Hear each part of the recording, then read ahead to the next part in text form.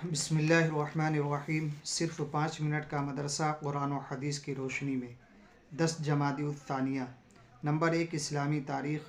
مشرکین مکہ کی عہد شکنی۔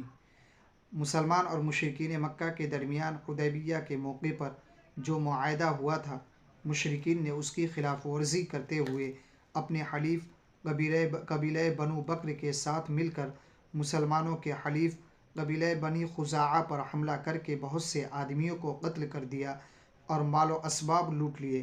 حتیٰ کہ حرم میں پناہ لینے کے باوجود ان کی خوریزی کی تو آپ صلی اللہ علیہ وسلم سے قبیلہ بنو خزاعہ نے مشرکین مکہ کی عہد شکنی پر مدد کی اپیل کی۔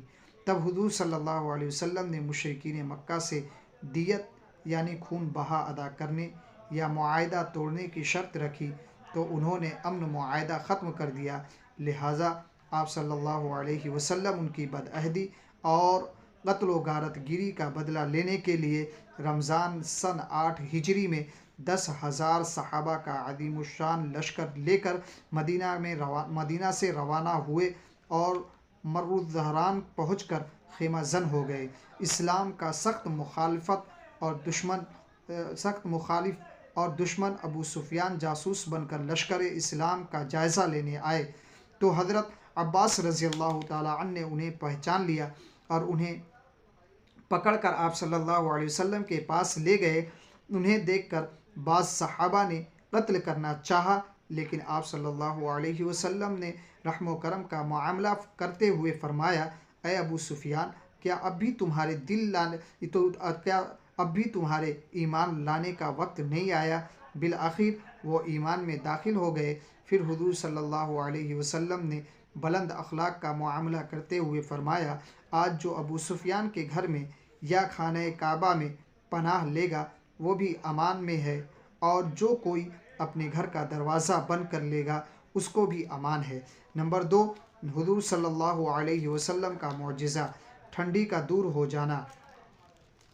حضرت حذیفہ رضی اللہ تعالیٰ عنہ فرماتے ہیں، غزوہ خندق کے موقع پر سخت ٹھنڈی ہوا چل رہی تھی۔ ایسے میں رسول اللہ صلی اللہ علیہ وسلم نے صحابہ سے فرمایا، ہے کوئی جو میرے پاس دشمنوں کے قافلے کی خبر لے آئے؟ تو ٹھنڈی کی وجہ سے کوئی بھی کھڑا نہ ہوا۔ دوسری مرتبہ فرمایا، پھر بھی کوئی کھڑا نہ ہوا۔ جب تیسری مرتبہ بھی کوئی کھڑا نہ ہوا تو رسول اللہ صلی اللہ علیہ وسلم نے فرمایا، اے حذیفہ، تم کھڑے ہو جاؤ اور دشمنوں کے قافلے کی خبر لے کر آؤ۔ حضرت حذیفہ رضی اللہ تعالیٰ عنہ فرماتے ہیں، چونکہ رسول اللہ صلی اللہ علیہ وسلم نے اب میرا نام لے ہی لیا تھا، اس لیے کھڑا ہونا ضروری تھا۔ بہرحال میں کھڑا ہو گیا اور وہاں سے چلا تو رسول اللہ صلی اللہ علیہ وسلم کی بات ماننے کی برکت سے مجھے راستے میں ذرہ برابر بھی ٹھنڈی محسوس نہیں ہوئی، یہاں تک کہ میں واپس بھی آ گیا۔ ایسا لگ رہا تھا گویا کہ میں سخت گرمی میں چل رہا ہوں۔ نمبر 3، ایک فرض کے بارے میں غسل کے لیے تیمم کرنا۔ قرآن میں اللہ تعالیٰ ارشاد فرماتا ہے، اگر تم بیمار ہو جاؤ یا سفر میں ہو یا تم میں سے کوئی شخص اپنی طبعی ضروری یعنی پیشاب پاخانہ کر کے آیا ہو یا اپنی بیوی سے ملا ہو اور تم پانی کے استعمال پر طاقت نہ رکھتے ہو تو ایسی حالت میں تم پاک مٹی کا ارادہ کرو یعنی تیمم کرو۔ فائدہ: تیمم کا طریقہ یہ ہے کہ دونوں ہاتھوں کو زمین پر مار کر چہرے پر مسح کر لے، پھر دوبارہ زمین پر مار کر دونوں ہاتھوں پر کوہنیوں سمیت مسح کر لے۔ نمبر 4، ایک سنت کے بارے میں نماز جنازہ کی دعا۔ رسول اللہ صلی اللہ علیہ وسلم جب بالغ میت کی نماز جنازہ پڑھاتے تو یہ دعا پڑھتے، اللہم اغفر لحینا ومیتنا وشاہدنا وغائبنا وصغیرنا وکبیرنا وذکرنا وانثانا اللہم من احییتہ منا فاحیہ علی الاسلام ومن توفیتہ منا فتوفہ علی الایمان۔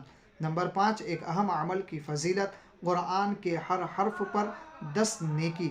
رسول اللہ صلی اللہ علیہ وسلم نے فرمایا، جس نے قرآن کا ایک حرف بھی پڑھا تو اس کو 10 نیکیاں ملتی ہے۔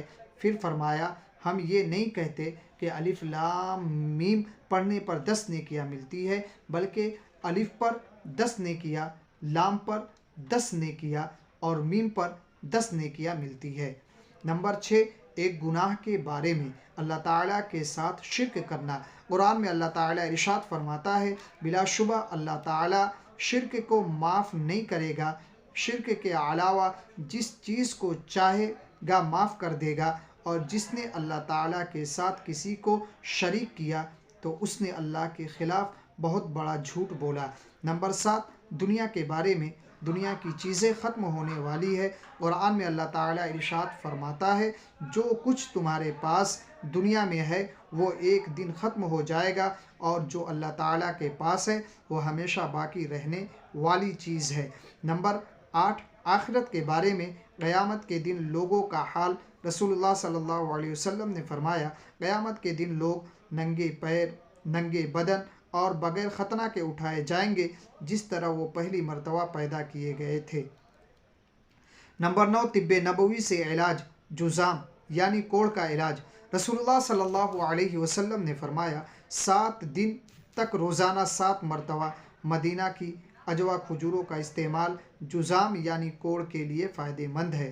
نمبر 10، نبی کریم صلی اللہ علیہ وسلم کی نصیحت۔